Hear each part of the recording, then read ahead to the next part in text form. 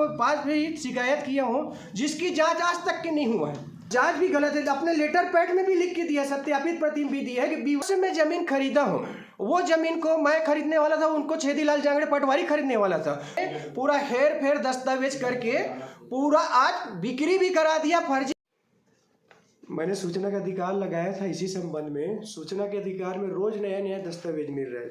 182/6 अपर जिला न्यायाधीश सरोज दास ने जो खसरे को खारिज कर दी है, उनको जारी रखते हुए जमीन को बिक्री करा दिया। अब देखो, मेरा कहना ये है कि जो 14/2014 में तहसीलदार ने आदेश किया कि 182/3 में करना है, बल्कि कोर्ट का आदेश हुआ था 182/1 में करना है, पर फर्जी रूप से ये कर दिया। फिर उनके बाद ये पटवारी 14 की बन गया, तो ये लाल सही का मीटर बना दिया। ये 182/3 भूमि है, 182/1 भूमि है। यहाँ पास करना था तो ना करके यहाँ पास किया। अब फिर से और पर्चा बन गया 2014 में, 14/2014 का पर्चा बन गया। इसी पर्ची जारी करते हुए आगे आने वाले समय भेज दिया। अब देखो, तहसीलदार ने फिर अवलोकन किया कि 182/1 की जगह में 182/3 त्रुटिपूर्वक दर्ज हो गया।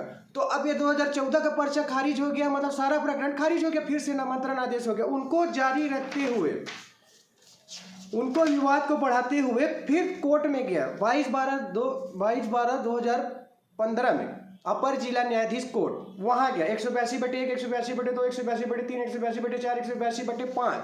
इनका संपूर्ण पूरा प्रकरण चला। संपूर्ण प्रकरण चलने के बाद इसका फैसला आया 22/12/2015 को। 22/12/2015 में यहाँ पर साफ साफ लिख दिया है कि ये भूमि अलग अलग है, ये भूमि अलग अलग है। जो पटवारी रिकॉर्ड में दर्ज होना बताया था 182/6 को, उनके संबंध में कोई दस्तावेज कोर्ट के पास पेश नहीं कर पाए, तो इस संबंध में 182/6 खसरा को खारिज कर दिए। अब जब खारिज हो गया, दो कोर्ट से भी खारिज हो गया, तो जमीन को रजिस्ट्री कैसे करा दिए? सोचने वाली बात हो गया।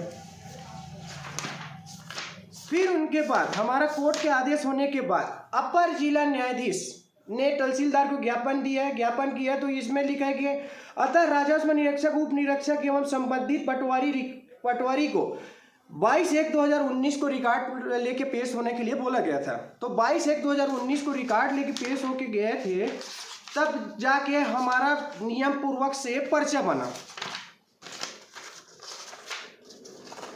नियम पूर्वक से पर्चा बना 6/7/2020 को पर्चा बना। 6/7/2020 के पर्चा बन गया। फिर नेशनल लोक अदालत में, इसी के पहले नेशनल लोक अदालत में रिकॉर्ड प्रमाणित हुआ। हमारा नेशनल लोक अदालत में रिकॉर्ड प्रमाणित हुआ। 182/1 इसी में काटना पीटना था, इसमें ना काट पीट के 182/3 में कर दिया।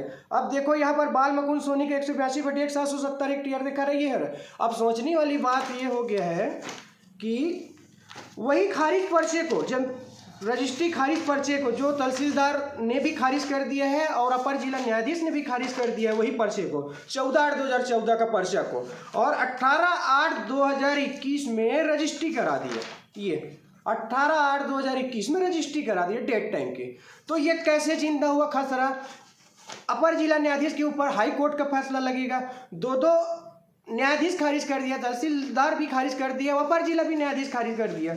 ये सब प्रकरण को ना देखते हुए, जारी रखते हुए छेदीलाल जांगड़े ने जानबूझ के बेचा गया। सब प्रकरण का सब उनको मामला पता चला है। अब देखो, पूर्व में सन 2010 से भी हमारा खसरा 182/1 में इतना है और 182/3 में हमारा इतना है। हम लोग कोर्ट के माध्यम से सारी चीज हमारे को मिले है। ये मेरा एक मामला हुआ। एक मामला ये हुआ कोर्ट एंड कंटेन वाला मामला। सन 2021 में मेरा दूसरा जमीन पिपरिया में जो लिया था 2366 खसरा है। सन 2021 में नामांतरण चलाया गया, जिसमें विरुद्ध जो है किशन वर्मा, उनको एक भी पेशीम खड़ा नहीं किया गया, एक भी पेशीम नहीं है। और मेरा जानबूझ के 25 से 30 पेशी, एक पक्षी पेशी चलाया गया जानबूझ के, वो पटवारी छेदीलाल जांगड़े के बहकावे मार के। ये देख लो पूरा दस्तावेज, कहीं कोई खड़ा नहीं हुआ है। 25 से 30 पेशी, एक पक्षी पेशी चलाया गया, जिसमें आपत्ति कर वह झूठा शिकायत किया गया है और उनके बाद कोई भी दस्तावेज प्रस्तुत नहीं किया गया। और तीसरी, अपना समर्थन हेतु कोई भी पेशी में खड़ा नहीं हुआ। तो मेरा एक पक्षी पेशी कैसे चला दिए? और प्रीतम साहू तहसीलदार से ये भी मेरा कहना है, आवेदक तो किशन वर्मा था, पर शिकायत करता पंकज वर्मा का कैसे चला दिए? कैसे चला दिए? ये बात हो गया। और आज आशीष देवहारी सन 2025 में। अब यहाँ लिखा है मनीष सोनी विरुद्ध में किशन वर्मा।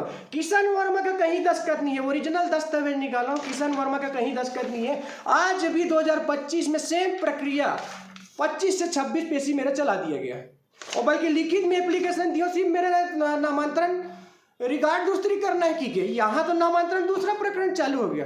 जबरदस्ती मेरे को 20 से 25 पेशी चला दिया। इसमें तो साफ अपराध है, ये दूसरा फ्रॉड हो गया। अब तीसरा फ्रॉड का कहना, मेरा कहना ये है, जांचकर्ता प्रदीप भालेकर जी कलेक्टर ऑफिस में सहकारिता विभाग का। अब जांचकर्ता की कितनी बड़ी भूल हुआ है, जो क्यों की है मुझे नहीं पता। अब इसमें जांचकर्ता ने साफ लिख दिया है कि 26/8/2025 को प्रस्ताव किया गया फर्जी लोन का, और प्रस्ताव करने के बाद B1 B2 जारी किया गया है 13/10/2025 को। 2 महीने के बाद B1 B2 लगाया गया है, 2 महीने के बाद। ना ही उनके पास ऋण पुस्तिका है, ना कि किसी घाटे कुछ नहीं। अब B1 B2 को देखते हैं। अब इसमें बहुत सोचने वाली बात ये हो गया है। अब देखो ये B1 है, इसमें सत्यापित किसी का दस्तखत नहीं है, किसी का भी दस्तखत नहीं है।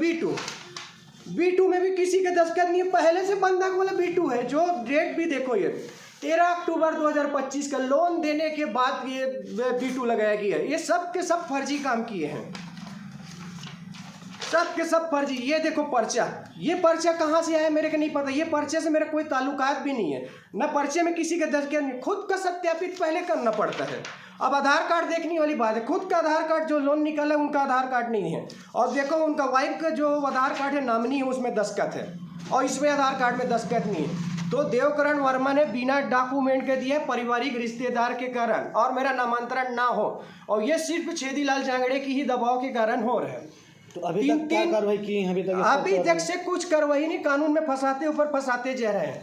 आज 7/11/2025 को कलेक्टर को पास भी शिकायत किया हूँ, जिसकी जांच आज तक की नहीं हुआ है, जो मेरे पास संपूर्ण दस्तावेज है। अब अगला कदम आपका क्या रहेगा, क्या चाहेंगे आप इस पर? अगला कदम मेरा कोर्ट जाने का विचार बन रहा है, सबके नाम से नालिश पेश करने का विचार बन रहा है। 2-4 सूचना का अधिकार बस और दस्तावेज बचा है, जैसे कि आज भालेकर का फर्जी फ्रॉड का दस्तावेज निकला है, इसके नाम से भी, इनके नाम से मैं शिकायत किया हूँ, और वो शिकायत करने के इनके नाम से भी शिकायत किया हूँ, कलेक्टर को दिया हूँ सीधा, ये भालेकर को, कि गलत जांच की है आपने, और ये जांच भी गलत है। अपने लेटर पैड में भी लिख के दिया, सत्यापित प्रति भी दी है कि B1 B2 लोन के बाद निकला लगाया गया है, वो भी नहीं देखा, बल्कि ऑनलाइन में भी दिखाया, खरीदी बिक्री का हो गया है उनको भी दिखाया, सब चीज़ दिखाया हूँ। बल्कि मैंने लिखित में भी दिया हुआ है, लिखित में कि 25/8/2025 को मैंने सूचना दी हूँ कि जमीन बिक्री खरीदी बिक्री हो गया है के संबंध में, लिखित में भी दिया। आपके साथ ऐसा क्यों किया जा रहा है, थोड़ा बताएंगे? क्या ऐसा क्या कर रहा है? जब से मैं जमीन खरीदा हूँ, वो जमीन को मैं खरीदने वाला था, उनको छेदीलाल जांगड़े पटवारी खरीदने वाला था। छेदीलाल जांगड़े अन्य आदमी को ना वो 12 लाख में सौदा कर लिया, मैंने 2 लाख में खरीदा था, छेदीलाल भी 2 लाख में खरीदने वाला था, पर अन्य आदमी 12 लाख में खरीदे। जो 10 लाख रुपए नुकसानी हुआ छेदीलाल जांगड़े से, वो सन 2021 से लेकर 2025 तक के मेरे जमीन और मेरे पिता की जमीन में पूरा हेर फेर दस्तावेज करके पूरा आज बिक्री भी करा दिया, फर्जी लोन भी लिखवा दिया, और आदेश के ऊपर आदेश भी करवा रहे हैं। अभी और भूमि की खेती किसानी कौन कर रहा है? भूमि की खेती किसानी हम खुद कर रहे हैं, 20 साल से अपने जमीन में कब्जे में, कहीं कोई दिक्कत नहीं हो, कब्जा के भी बारे में कोई दिक्कत नहीं हुआ। बस मेरा यही कहना। मनीष सोनी, खरगढ़।